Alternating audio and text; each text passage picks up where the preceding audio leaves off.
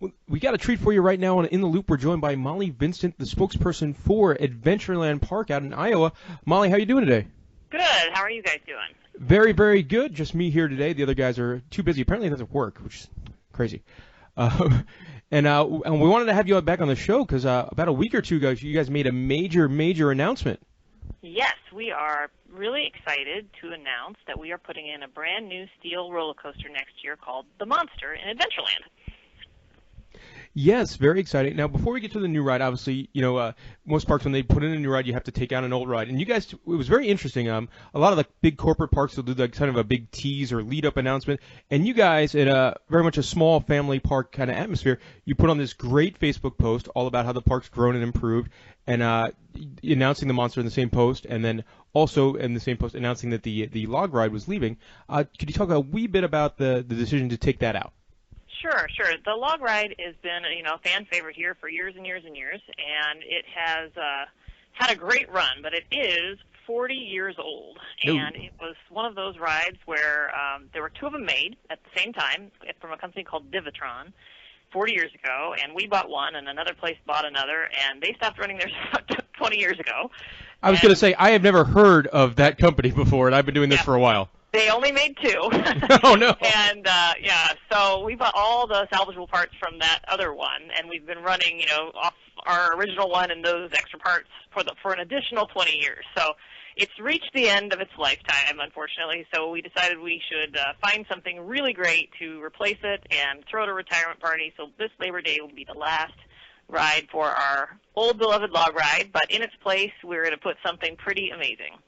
Yes, and let's talk about the new amazingness coming to the park and the Monster. How long has a major new roller coaster been in the works for you guys? Because it's been, I think, 20 years or so since your last big roller coaster? It's been 23 years by the time we get this one up and running. Yes, it's been quite a while. So we were overdue for a new coaster. We've been, thinking about it kind of in the back of our minds for a while now. And once the log ride was, determined definitely this is going to be the last year we'd be able to run it safely, we decided that, I suppose about October, November, we started seriously kicking around, designs and, companies that we could look at and that type of stuff. So we kind of got it nailed down at the beginning of this year.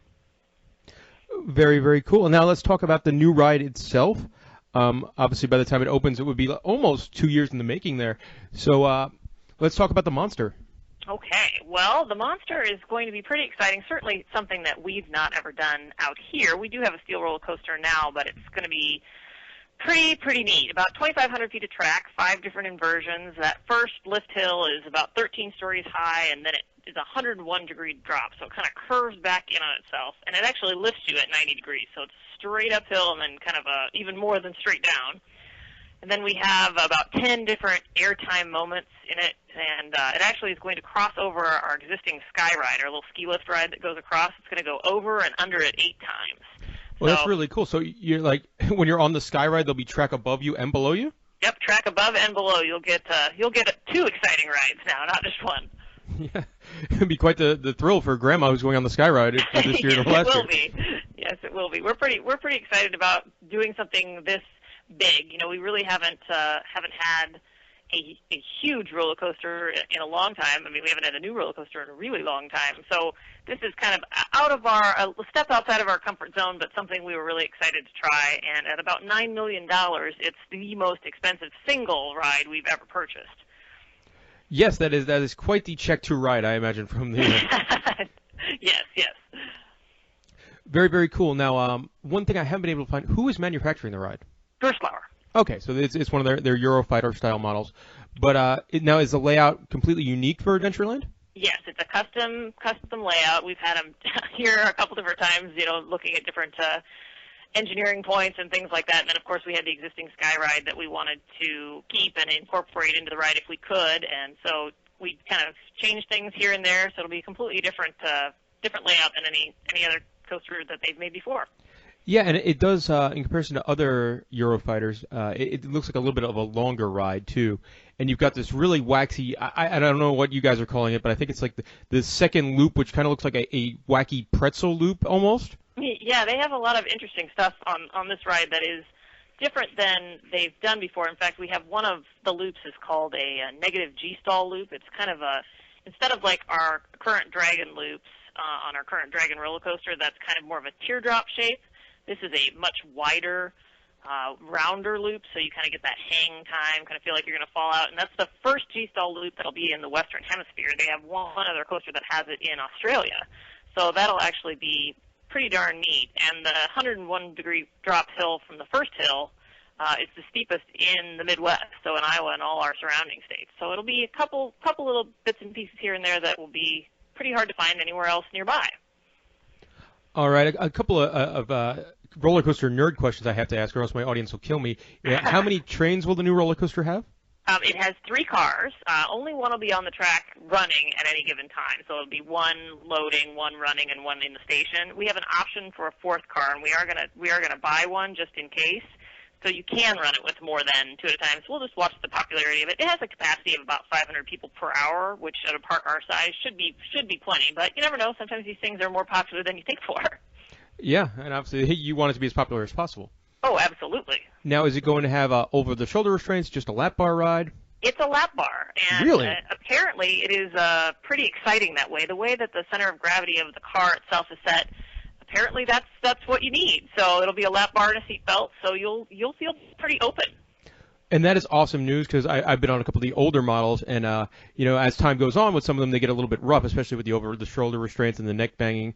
But man, that'll be quite the thrill with a lap bar. I'm excited about that. Yeah, we're always kind of the guinea pigs out here. A couple runs with sandbags, and then they toss us on. So we're pretty excited to be the guinea pigs for this one. Well, that's very, very cool. I think that's all the questions I had about the ride itself. How long will it be? It's going to be about 75 seconds once you get going, and I think it'll be pretty interesting, because that first hill, straight up and down, you can't really see over, and then once you kind of tip over that first hill, you won't be able to see track till you almost hit the bottom. So it'll be pretty scary.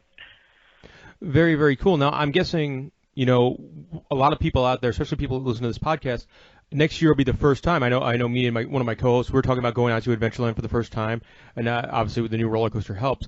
What kind of advice would you have for people coming to the first time to the park next year? Well, I always tell people, and I think anyone who's probably a big-time amusement park enthusiast probably already knows this, but avoid the weekends if you can, because you're going to get a lot more done on a weekday than you are on a weekend.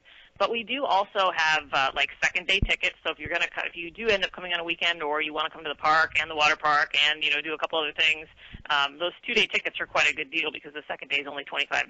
So it's a pretty good deal if you're going to stay and do everything to kind of spread it out and really relax and enjoy everything. If you've not been here before, I don't even know. Some people don't know that we have a full water park too. So you can really spend a couple days here now and have a lot of fun. Yeah, and one thing. When I was researching and preparing for the interview, I saw that something I was not aware of, is that you guys actually have their own hotel? We do. We have a hotel and a campground. So we actually run a trolley service back and forth, so you can park your car at the hotel or the campground at no charge if you're a guest there, and ride the trolley back and forth. Kids seem to love that, and it's kind of nice for the adults too. But don't have to worry about finding your car later. Yes, very, very cool. Now, for the people planning trips, how much do the room rates run or the campsites run?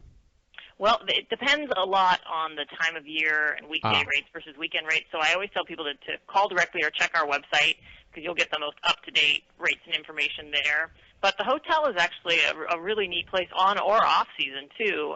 We're in the middle of kind of a remodel of it. We started with the lobby area, kind of making it more family-friendly. And if you did read those Facebook posts about kind of our What's New Wednesdays for the last couple of weeks, we did a whole post on the Adventureland Inn as well.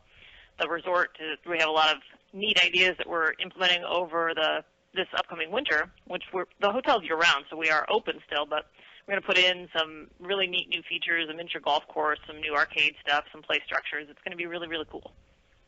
Very cool, because I know if I'm going out there, I kind of want to do the whole package and stay a night at the hotel and see all the whole park and do everything.